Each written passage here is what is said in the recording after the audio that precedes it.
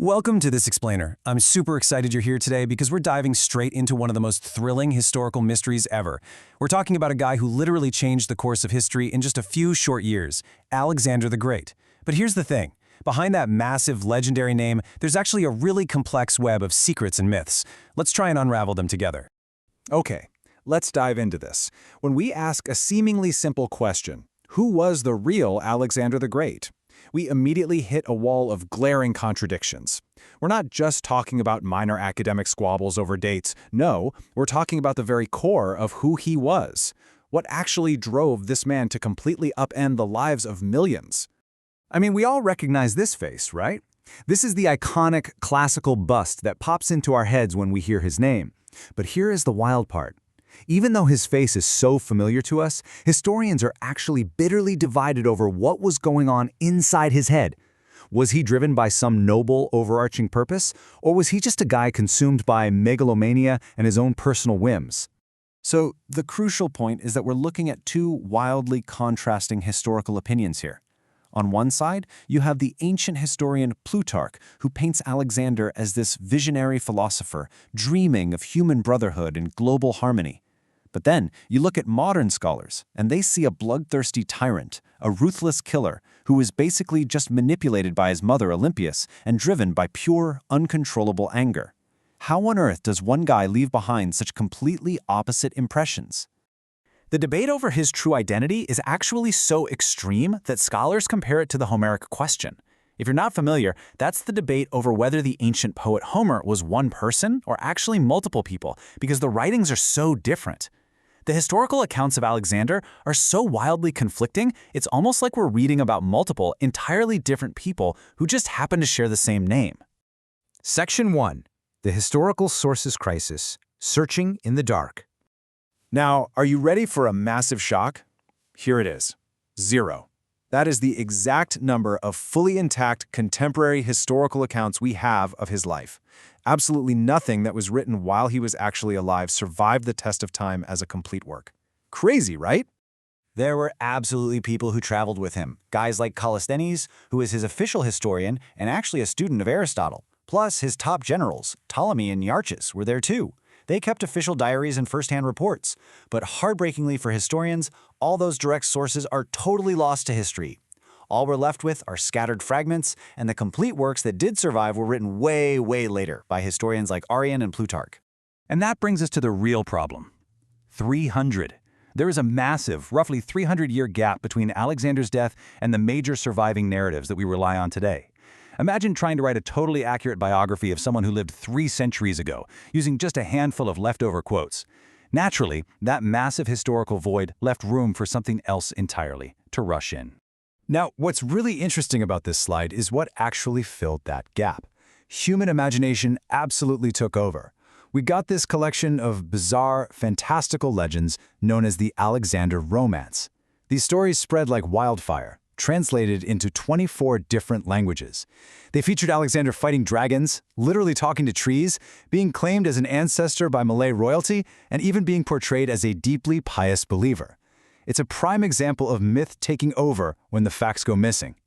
Section 2. The Foundation of Facts, the Undisputed Timeline.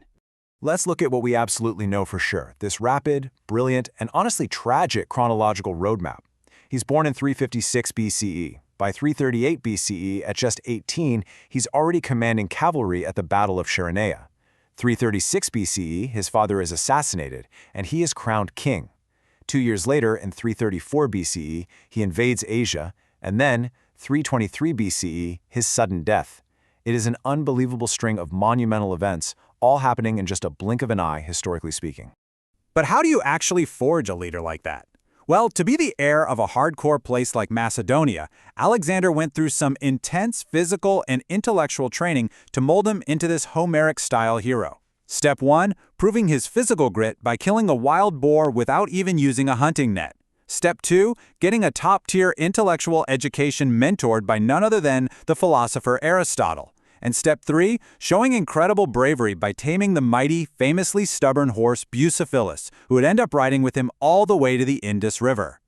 And this brilliantly illustrates the actual physical reality of the man. Take a really close look at this tiny ivory head found in the royal tomb at Vergina. Experts strongly believe this is Alexander. When you look closely, you can actually see what many believe are physical battle scars and a deep sense of exhaustion in his face. It is a powerful reminder of his humanity and the literal physical toll his life took, entirely cutting through all those crazy mythical legends. Now, to really grasp the sheer audacity of this guy, check out these numbers. In the spring of 334 BCE, Alexander crossed the Dardanelles into Asia Minor to directly challenge the vast Persian Empire, the absolute superpower of the world at that time. And he did it with an invasion force of just 30,000 foot soldiers and 5,000 cavalry. Choosing to take on a massive global empire with such a comparatively small force, the level of risk and pure confidence there is just off the charts. But of course, this epic run comes to a crashing halt. June 323 BCE, the sudden end in Babylon. Alexander falls seriously ill with a severe fever, and this happened right after the crushing grief of losing his closest companion, Hephaestion. He died at the shockingly young age of 32. The man who literally conquered the known world was just gone, leaving his massive empire and his generals in total chaos. Despite his incredibly short life, and even with all those deeply flawed historical sources we talked about, his impact on world history is absolutely undeniable. Even Napoleon Bonaparte was completely in awe of his military genius, saying he conquered in a bold endeavor. He was far greater than ordinary human capacity. When guys like Napoleon are fanboying over you, you know you've left a permanent mark on the world for sure. So we've navigated through the dense fog surrounding this legendary figure. We've seen the wild contradictions, uncovered the massive historical blind spots, and walked through the undeniable hard facts of his short but explosive life. So now I want to turn it over to you. Knowing that so much of what we hear about him might just be ancient propaganda and myth, based strictly on the facts, how will you measure the legacy of Alexander the Great? I really hope this explainer sparked your curiosity to dig even deeper. Thanks so much for joining me today, and I'll see you next time. Welcome to this explainer. When we hear the name Alexander the Great, our minds instantly flood with these epic images, right? Golden armor, sweeping conquests, the whole shebang. But to truly understand the incredible machine that was his army, we kind of have to strip away all that gold and glamour. We have to look at the beginning. We need to understand the brutal, magnificent, and totally unforgiving land that forged him, the crucible of ancient Macedonia. Picture this. It's 324 BC. Alexander the Great is facing a massive mutiny at Opus, and he bluntly reminds his troops of who they really were. He says, "You were wandering, skin-clad shepherds. Philip made you masters of cities." What a staggering contrast. These guys weren't privileged elites, they were pure survivalists. So let's find out how that harsh environment actually became their absolute greatest asset. Section 1, Land of Extremes. Okay, let's dive into this. Ancient Macedonia was not your typical Greek postcard. It was this rugged transition zone, basically trapped between the mild Mediterranean and the harsh European continent. Imagine waking up to these towering peaks every single day. We're talking mountains soaring 8,000 to 9,000 feet into the sky, like the formidable Pindus Range and the legendary Mount Olympus. And these weren't just pretty scenery. They were massive, isolating walls of rock and snow that literally dictated how you lived, moved, and survived. And man, the climate was absolutely punishing. While southern Greece is down there enjoying a mild Mediterranean breeze, Macedonians were facing freezing, snow-buried winters that just locked down the mountain passes completely. And then, scorching summers pushing past 104 degrees Fahrenheit. That's 40 degrees Celsius for those tracking. Keep in mind, this is without the luxury of modern climate control or moisture-wicking gear. Surviving those violent temperature shifts forced them to be incredibly adaptable just to make it through the year. So, physically, this land formed a massive natural fortress. You had the Thermomaic Gulf opening up to the east, which gave them vital sea access, while the imposing wall of the Pindus Mountains completely blocked the west. But the true lifeblood of the region? That would be its rivers, specifically the Axius and Haliaxmon. While the mountains acted like these giant defensive shields, those powerful rivers carved out deep valleys. They acted as crucial gateways, connecting the deep, isolated interior straight down to the coast. Section 2, Nature's Hidden Wealth. Now, what's really interesting about this is that as harsh and unforgiving as this environment was, it was secretly an absolute goldmine. It had resources that the rest of the Greek world desperately wanted. Up high, the mountains provided endless forests for vital shipbuilding timber, plus rich veins of limestone, marble, and raw metals. And down below, the plains offered incredibly rich soil for growing wheat, barley, and lentils, paired with these vast winter pastures perfect for sustaining massive herds of horses, sheep, and cattle. It was this perfect combination of mountain-building materials and an agricultural powerhouse that made Macedonia fiercely self-sufficient, and naturally, a highly coveted prize. Section 3. Forged in the Mountains. So, how exactly do you live in a place like this? Well, you don't live in sprawling, comfortable cities, that's for sure.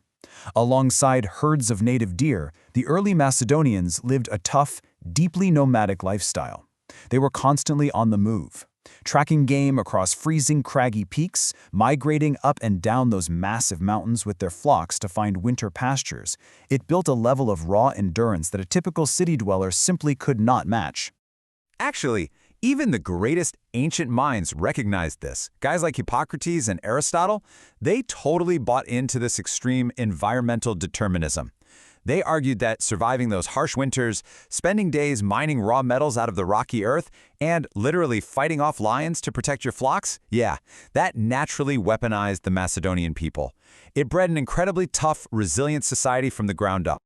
Section 4. The Argead Origins. So, where did these hardened mountain folks actually come from?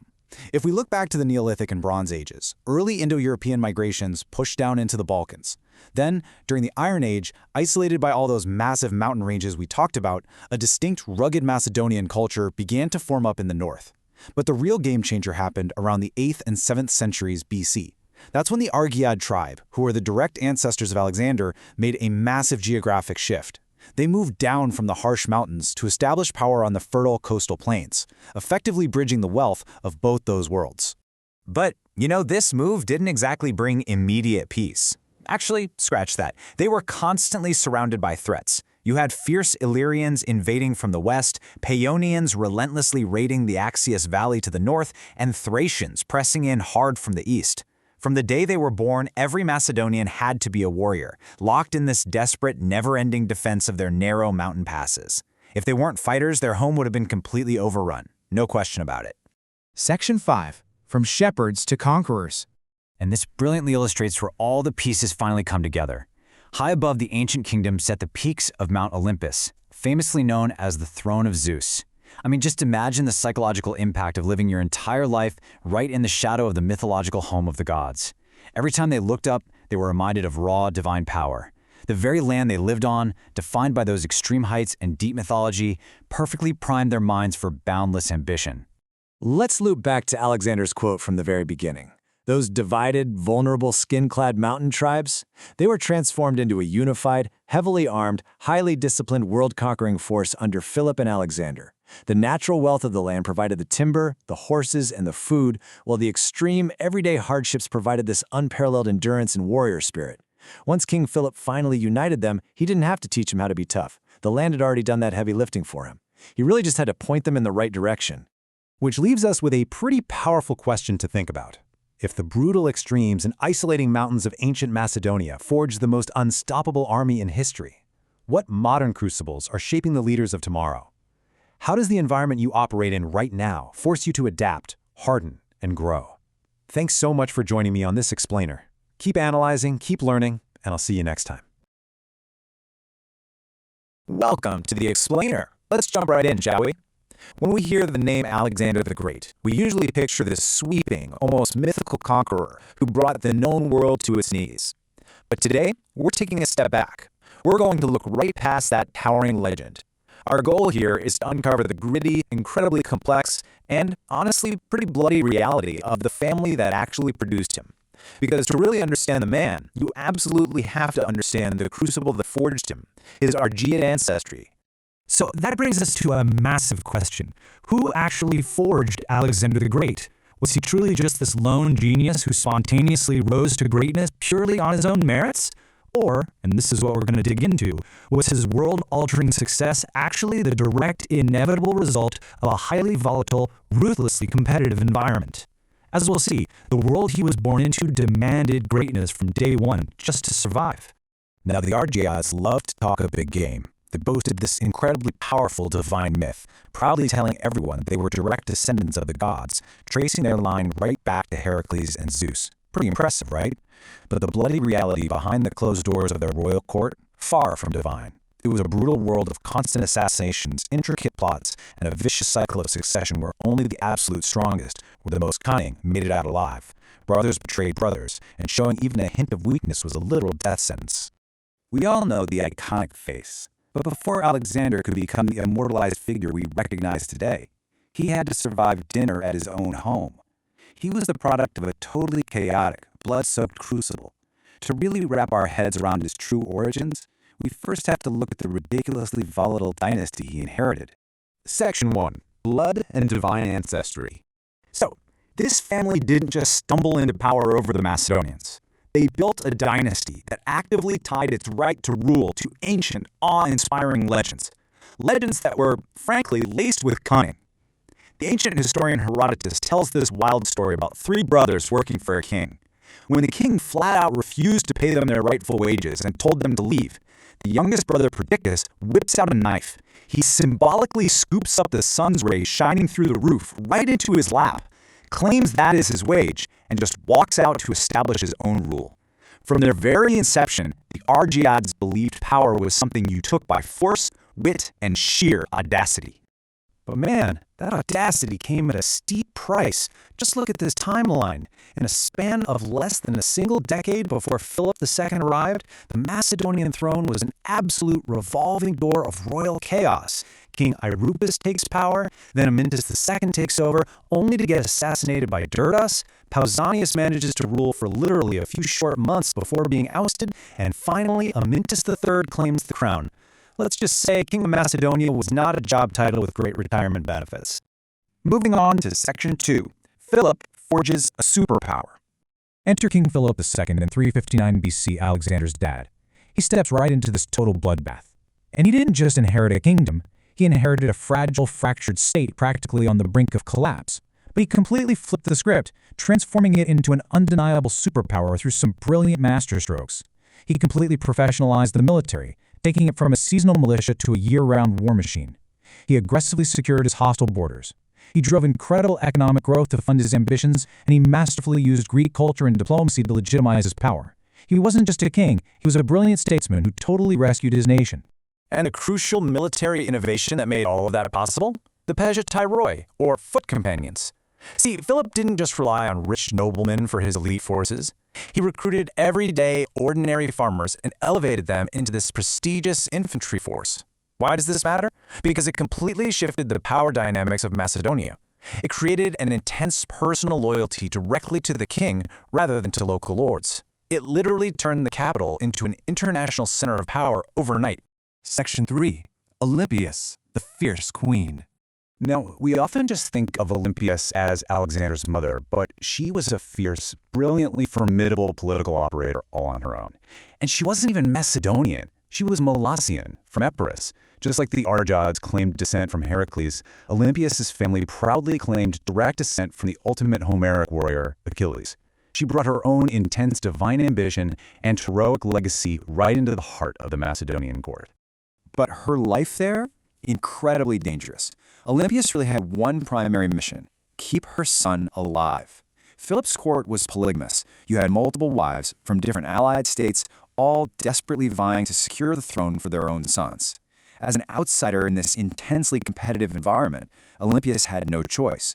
She had to be fiercely protective, calculating, and politically ruthless if Alexander was going to live, let alone ever rule. Which brings us to Section 4, a deadly Game of Thrones. You have to picture the Macedonian court not as some peaceful palace, but as a high-stakes survival of the fittest. Every single day was a battle for influence. You had traditional Macedonian elites constantly grabbing for regional power, foreign wives pushing their own kids for the succession, and allied military leaders leveraging their massive armies. Both Philip and Olympias had to constantly manipulate, manage, and survive this unbelievably complex web of power just to stay alive. And Olympias proved she was more than capable of playing this game. She executed some chillingly efficient maneuvers to clear the path for her son. History tells us she was deeply involved in eliminating Philip's last wife, Cleopatra, and her infant. who were a direct threat to Alexander's succession. She arranged complex power-sharing strategies with her daughter, and even later in life, fought relentlessly for her grandson. She removed rivals with cold necessity. She was literally the shield that protected Alexander in his youth. But she didn't just protect his physical body. She protected his mind. Through what we can call the divine whisper, Olympias was the true architect of Alexander's godlike aura. She was the one actively cultivating the powerful myth that Alexander wasn't just Philip's son, but the actual literal son of the god Zeus Ammon. She armed him with this incredible psychological armor, a divine self-belief that he would later use to conquer the known world. Section 5. The ultimate dual inheritance. When we look at Alexander the Great, we aren't just looking at a freak of nature. We are looking at the ultimate combination of his parents' absolute greatest attributes. This lone genius was actually a deadly synthesis. From his father, Philip, Alexander inherited the ultimate military machine, the tactics, the troops, and a masterclass in statecraft. But from his mother, Olympias, he inherited something equally vital, a burning divine ambition, a belief in his own mythological destiny, and the ruthless political survival instincts required to navigate a world full of assassins. He was the sword of Philip, wielded by the spirit of Olympias. So I want to leave you with this to wrap up our explainer today. Yes, Alexander conquered the world, but would he have even survived his own home without the kingdom Philip built and the ruthless protection Olympias provided? It completely changes how we view his legacy, doesn't it? He wasn't just born great, he was forged in a spectacular crucible. Thank you so much for joining me today. I hope this sparked your curiosity to look a little deeper into the shadows behind history's brightest legends. Until next time, keep exploring. Welcome to this explainer. Today we're unpacking a historical power grab that is just absolutely mind-blowing. We're looking at how Macedonia, which really started out as this rugged, peripheral northern kingdom, managed to completely master the sophisticated, fiercely independent Greek world. You can think of it as the ancient equivalent of a brilliantly executed corporate hostile takeover. It didn't happen by accident, and it for sure didn't happen overnight. It was the result of a meticulously calculated playbook, a strategy that wove together cultural assimilation, really cunning diplomacy, and, when push came to shove, devastating military force. Okay, let's dive right in. When you hear Macedonian supremacy, you probably picture this guy, Alexander the Great. And yeah, his conquests are legendary. But he didn't build the launchpad he used to conquer the known world. To really understand how Macedonia achieved absolute dominance, we actually have to rewind to his father, King Philip II, and the generations of kings before him. They were the architects who laid all the groundwork for the empire Alexander would eventually rule. So here is our strategic map for today. First, borrowing Greek culture. Second, the complex Greek neighborhood. Third, Philip II's wars and diplomacy. And fourth, founding the League of Corinth. All right, starting with part 1, borrowing Greek culture. Way before Macedonia started flexing its military muscles down south, they used, well, kind of a brilliant Trojan horse strategy. They wanted into the exclusive Greek cultural club. Bad. They were importing soft power long before they ever asserted hard power. I mean, look at this track record. Back in the 5th century, King Alexander I literally proved he had the right to compete in the Olympic Games, which was a huge symbolic win. Later on, King Archelaus is bringing elite Greek playwrights straight to his court. And then Philip II goes and hires the Greek philosopher Aristotle to tutor his kid Alexander. They're basically building these magnificent Greek-style theaters right in their own backyard, like the one at their ancient capital of Aigai, just to soak up that culture. And just to show you how deeply intertwined things got, the legendary Athenian poet Euripides actually moved up to Macedonia at the invitation of King Archelaus. It was there that he wrote his famous tragedy, the Bacchae. Scholars actually think Euripides was directly inspired by the wild local rituals he saw right there in the Macedonian wilderness. It's kind of like, imagine Shakespeare moving to a rowdy frat house to write a masterpiece. Just this perfect collision of Greek artistic form capturing raw Macedonian energy. And this spot perfectly captures that cultural mashup. This is the Nymphaeum at Mysa. It's the literal place where Greek philosophy collided with Macedonian royalty.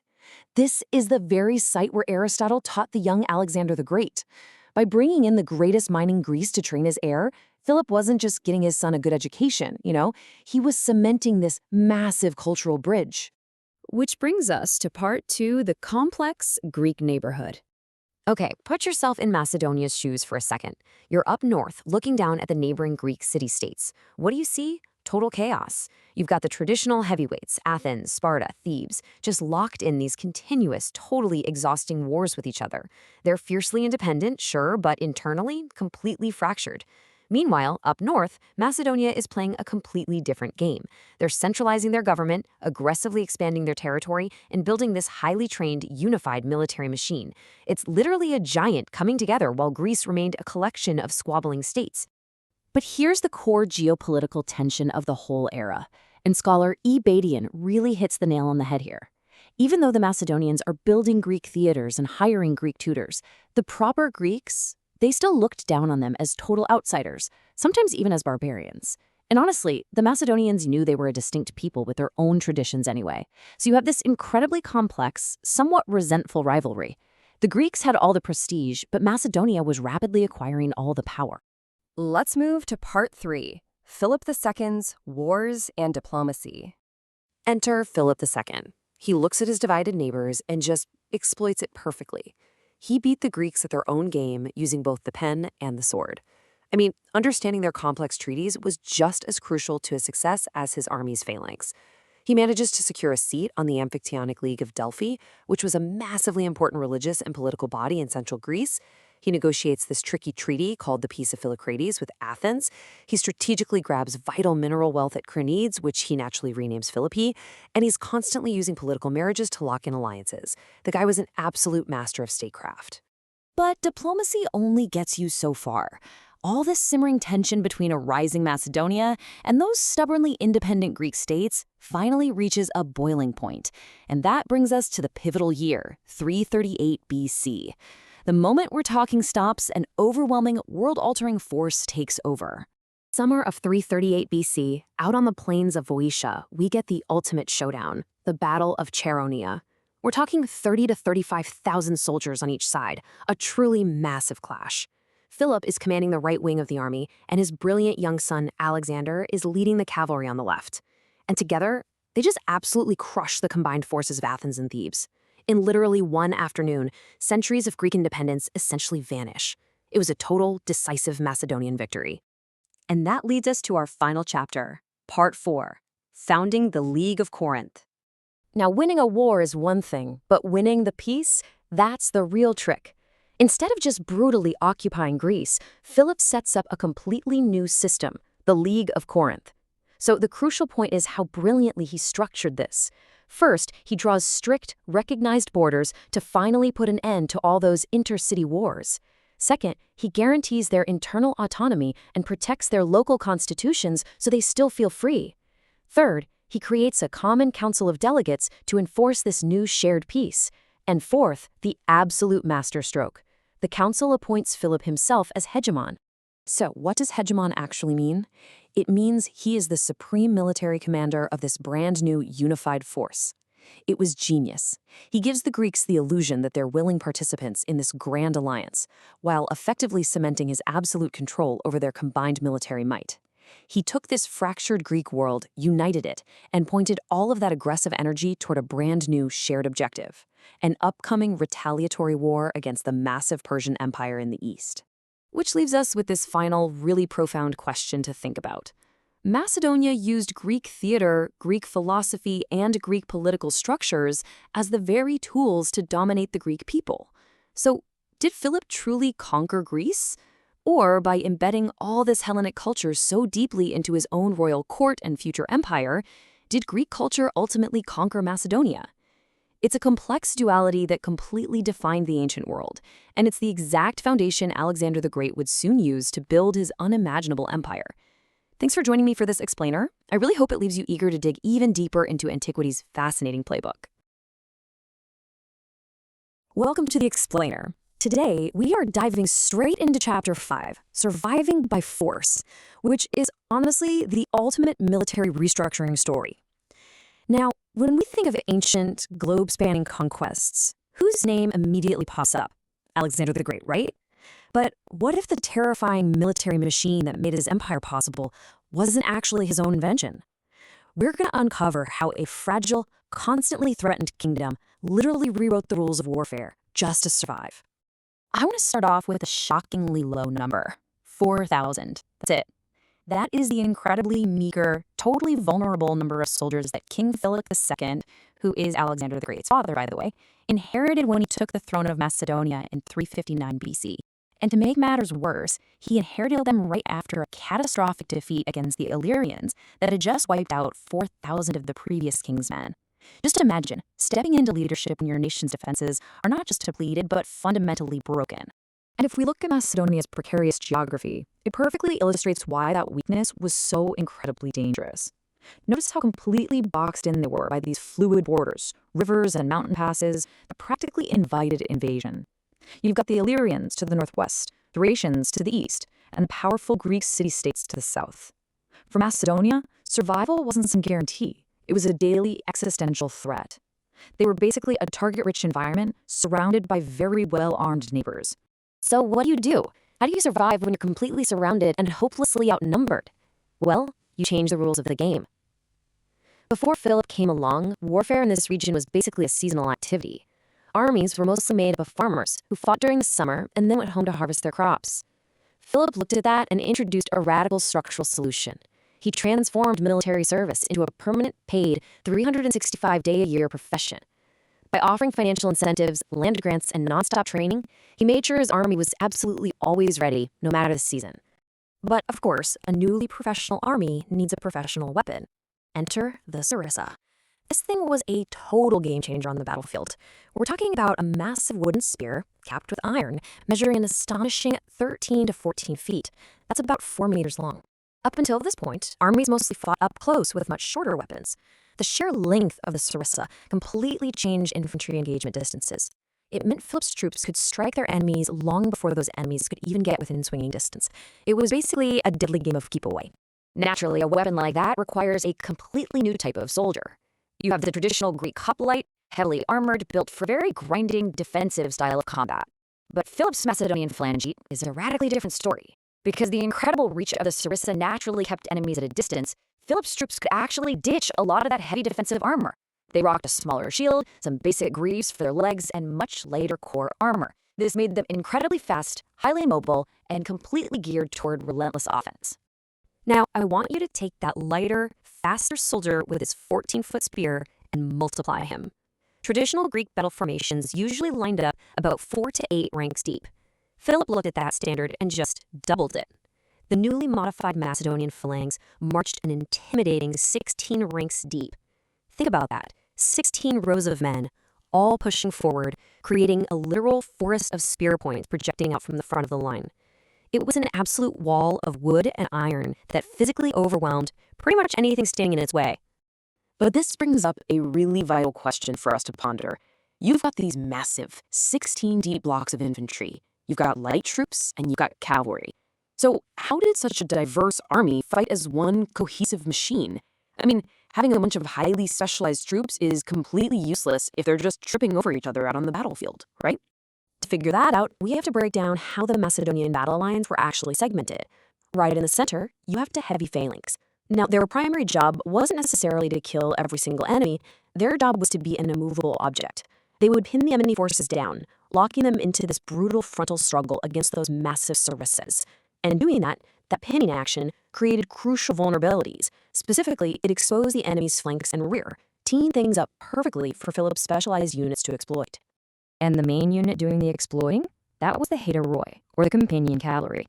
These guys were elite, heavily armored horsemen who basically acted as the king's personal shock troops. Armed with 9-foot double-pointed spears, they were the ultimate hammer to the phalanx's anvil. The tactic was brilliant. Once the phalanx had the enemy totally stuck in place, the hateroi would sweep in, spot the precise gaps that were being ripped open in the enemy lines, and charge right through with devastating battle-ending force.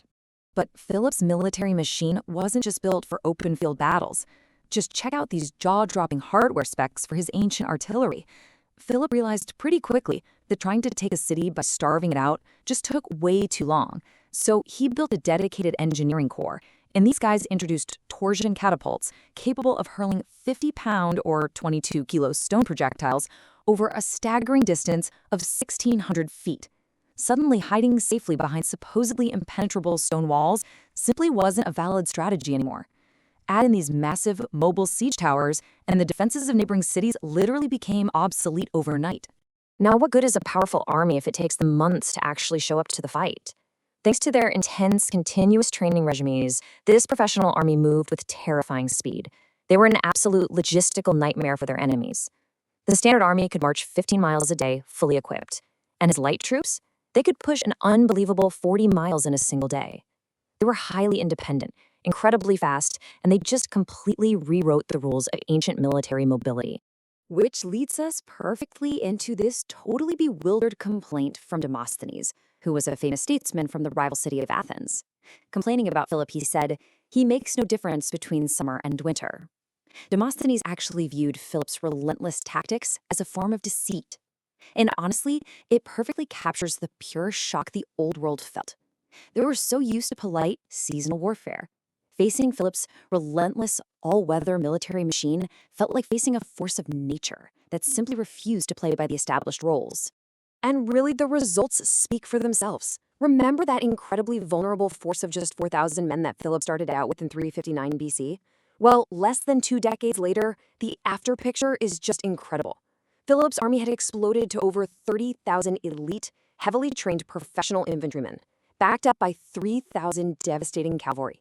He completely secured the borders of Macedonia, consolidated his power, and built an engine of war the likes of which the ancient world had never seen.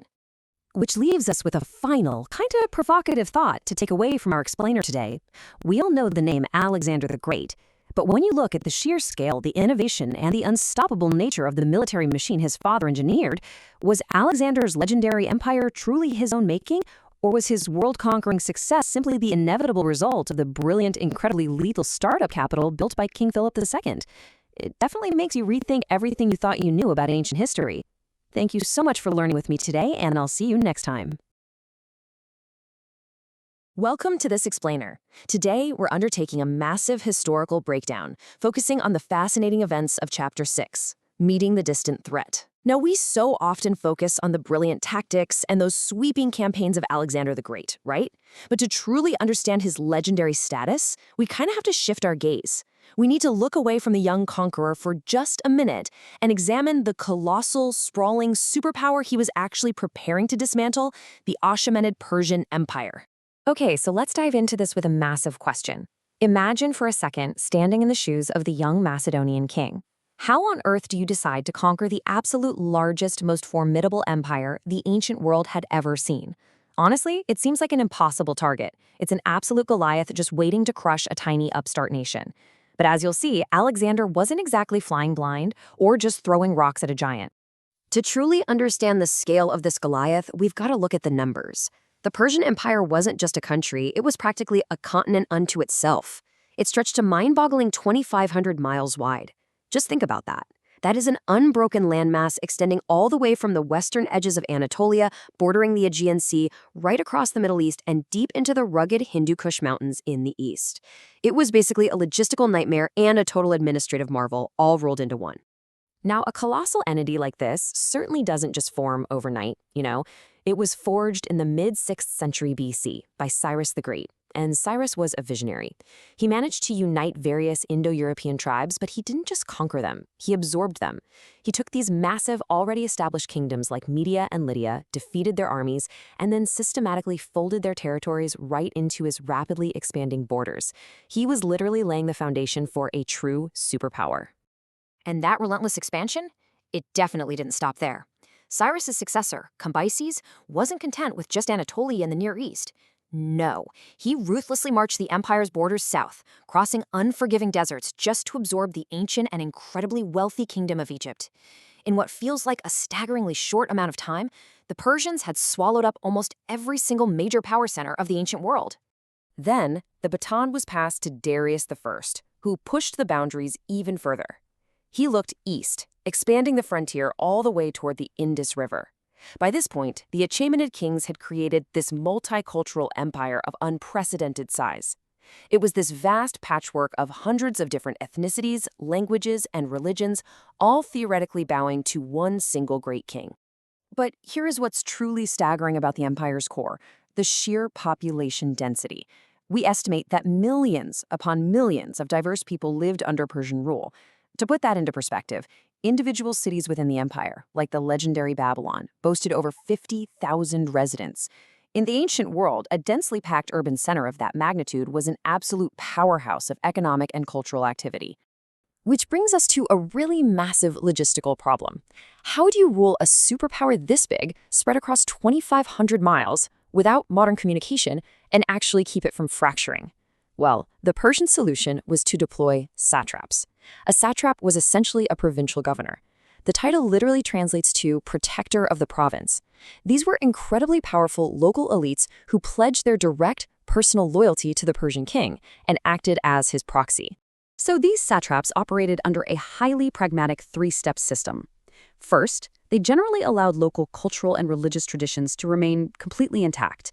They didn't try to force assimilation. Second, in exchange for all that freedom, they collected incredibly heavy taxes to funnel straight back to the royal capitals. And third, they were required to maintain local military levies, essentially raising regional armies that the king could call upon. I mean, it sounds like a perfect system of delegation, right? But that brings us to our next major point: rebellions and fatal flaws. Because as it turns out, that exact setup was a massive double-edged sword. This decentralized system, giving extreme military and financial power to distant governors, became a chronic disease. It literally began rotting the empire from the inside out. Distant satrapies on the absolute edges of the empire, like Egypt down south, and the Ionian Greek cities over on the Aegean coast, well, they were in almost constant revolt. Since the satraps had their own local armies and their own local wealth, they constantly tested the king. Persian monarchs were forced into these exhausting, endlessly expensive campaigns just to keep the map intact. And if the edges were fraying, the core was even worse: blood on the throne. While those outer borders were bleeding resources dry, the heart of the empire was suffering from violent chaos that reads like a dark political thriller. Just look at the level of betrayal stacking up here. In 465 BC, King Xerxes is murdered by his own guard. Jump to 424 BC, King Sogdianus is murdered by his half-brother Ochus. By the 330s, the royal court is effectively being puppeted by a palace eunuch named Bagoas. He poisons King Artaxerxes III, puts his son Arses on the throne, and then poisons him too. It's an overwhelming, vicious cycle of brothers murdering brothers and insiders assassinating kings, completely destroying any sense of central stability. The internal rot was so theatrical that it led to this absolutely incredible historical moment. After assassinating 2 kings in a row, the infamous eunuch Bagos tried his trick a third time on the newly installed King Darius III. But Darius was warned. He completely outmaneuvered the assassin, and, in a poetic twist of fate, Bagos was forced to drink the very poisoned cup he had prepared for the king. You literally can't make this stuff up, but it highlights a terrifying truth. The Persian leadership was entirely consumed by survival, not strategy. Which leads us perfectly into why Alexander attacked. Because when you understand the sheer dysfunction of the Persian court, Alexander's invasion suddenly looks very, very different. He wasn't blindly throwing his men at an invincible giant at all. He was tactically striking a deeply fragmented, highly vulnerable target, and he knew exactly how they managed their wealth. He knew the Persians relied on vast, stationary hoards of treasure, stockpiling an estimated 50,000 talents of silver. That is an absolutely unimaginable, world-altering fortune in the ancient world. But rather than investing that wealth into developing a unified, modernized military strategy, they just sat on it. The stark contrast between these two forces is exactly where the war was won. Alexander had inherited a unified, highly trained standing army built by his father, Philip. We're talking about 40,000 elite infantry and 5,000 cavalry operating as a single devastating machine. Persia, on the other hand, they had to rely on a decentralized mess of massive local levies dragged from those distant satrapies, supplemented by Greek mercenaries. The Macedonian phalanx was perfectly designed to just slice right through disorganized multilingual levies who barely even knew the commanders leading them. Plus, Alexander definitely wasn't marching in blind. Utilizing decades of Greek historical accounts, like the writings of Herodotus, and deep intelligence gathered by Macedonian scouts, he knew the map. He perfectly understood the rugged, mountainous terrain of the frontier, and more importantly, he understood the deep political fractures and resentments of the local populations he was walking right into. So his invasion was really a masterpiece of calculation and opportunism, driven by incredibly clear, distinct goals. First, he needed to avenge the historical Persian invasions of Greece to win political favor back home. Next, he needed to preempt any Persian interference in his newly formed kingdom. Third, he wanted to liberate the Greek cities on the coast of Asia Minor. And finally, frankly, he had a massive, highly trained, extremely restless standing army that he needed to put to work before they turned on him. So, armed with the perfect army, flawless intelligence, a clear set of motives, and an enemy that was actively tearing itself apart from the inside, Alexander moved in for the kill.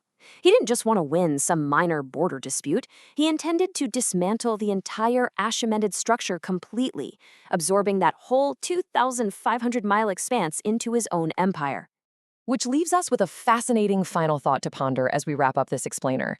Looking back at all the evidence, was Alexander truly a noble liberator of the world, bringing Hellenic enlightenment to an oppressed people? Or was he simply a brilliant, ruthless predator exploiting a wounded, dying giant at the absolute perfect moment in history?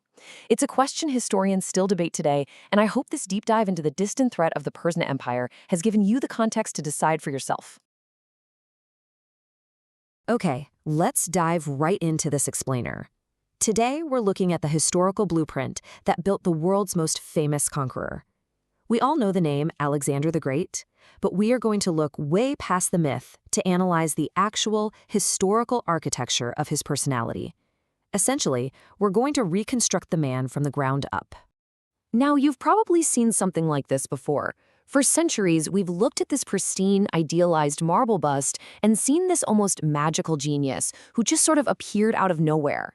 Even the ancient sources themselves often struggle to separate the mortal king from the divine hero.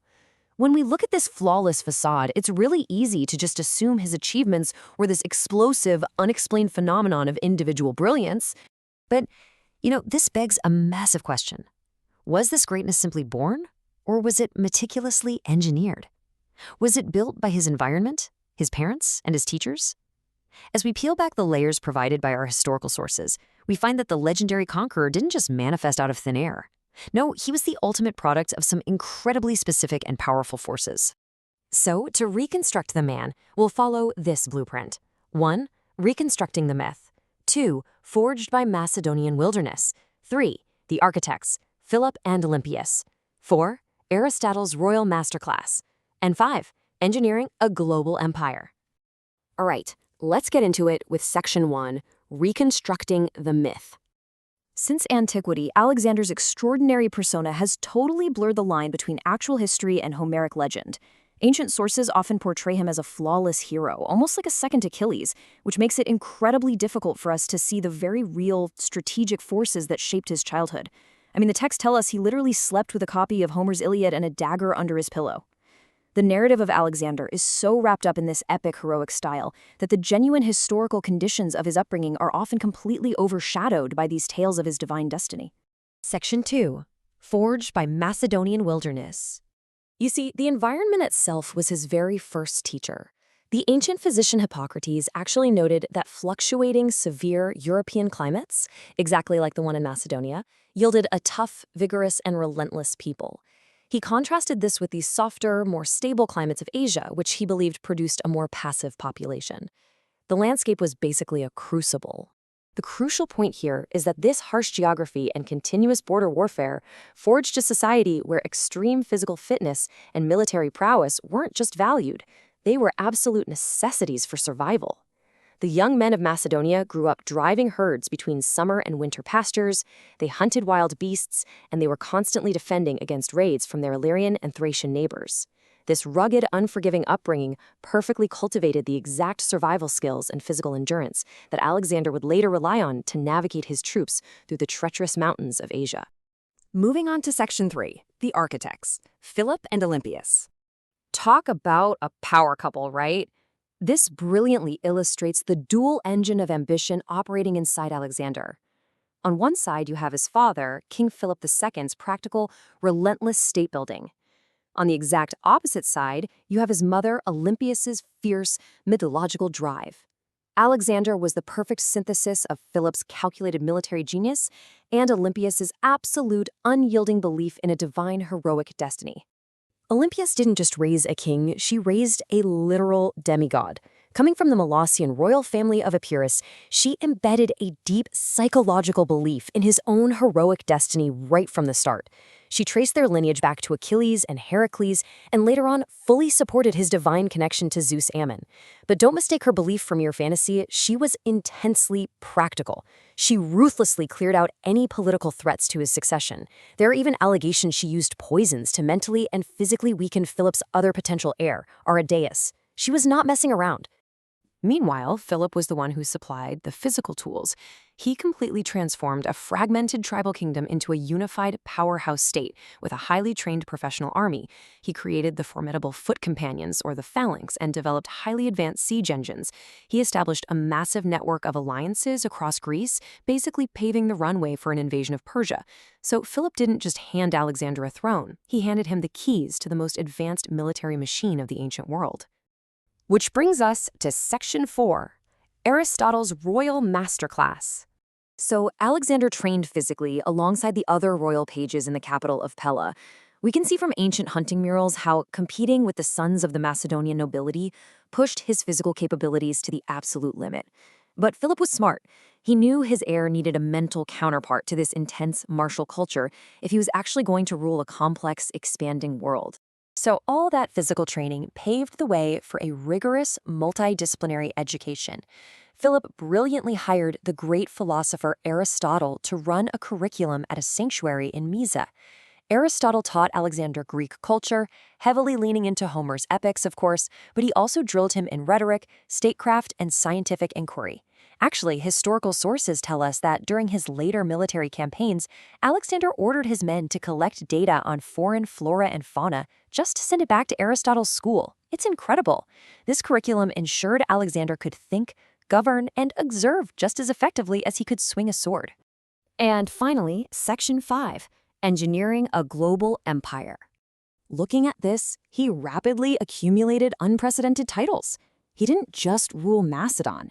He adapted to the new environments he conquered. He became the hegemon of Greece, the pharaoh of Egypt, and the Shah of Persia. His unique upbringing, the mental flexibility taught by Aristotle, that relentless ambition instilled by Olympias, the rock-solid military framework built by Philip, it all perfectly equipped him to absorb and govern entirely different worlds. Alexander didn't just conquer territories, though. He engineered an entirely new Hellenistic reality by fusing cultures. As our sources point out, he strategically retained Persian administrative structures, utilizing local satraps like Artabazas to maintain control. He used Greek culture and language as a unifying thread across his vast territories, which was a direct application of the statecraft he learned from Philip and Aristotle. He seamlessly merged the old, traditional ways of his homeland with the complex systems of the new world he commanded. It was a masterpiece of administration. So I'll leave you to ponder this as we wrap up today's explainer. When we strip away all the Homeric myths and reconstruct the man piece by piece, do we find a predestined god of war? Or do we find the ultimate, inevitable product of history's greatest architects, his environment, his parents, and his teachers? The true brilliance of Alexander might just be how perfectly he executed the blueprint he was handed. Think about that, and keep exploring the history behind the legends.